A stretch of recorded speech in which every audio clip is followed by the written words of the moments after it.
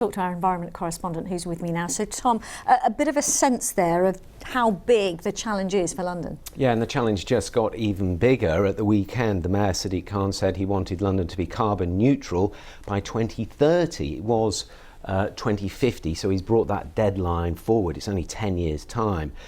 Here are some of the challenges. One of the big ones, transport. Roughly a fifth of carbon emissions come from transport. We're going to have to see a decarbonisation of the networks and move to things like electric vehicles. Another one is diet. Scientists want us to eat less meat. Campaigners say it's a neglected area in terms of policy.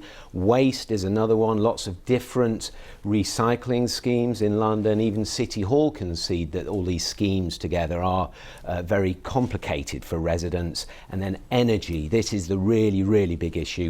Millions of homes need retrofitting to make them more efficient. 30% of London's emissions come from gas, mainly for heating buildings. We put that to the Energy Minister earlier to see what they're doing about it, what central government's doing about it. This is what he had to say. Gas isn't the bogeyman. I mean, we mustn't get down to the idea that gas is the enemy. I mean, we want clean hydrogen, we want carbon capture, usage and storage. We've actually put something in the manifesto about that. And these are new technologies that we're developing.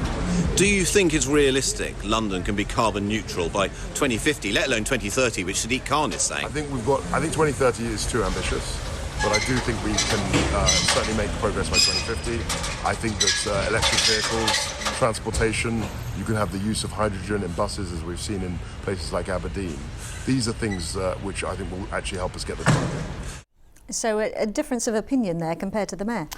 Yeah, certainly that is true, but listen to this. This is the Mayor's own environment strategy from 2018 about hitting the target for zero emissions by 2050. It says London is not yet on track to reduce its emissions quickly enough to avoid the worst impacts of climate change. That was for 2050. So making this 2030 the deadline, there's going to have to be a huge step change. It's a big challenge.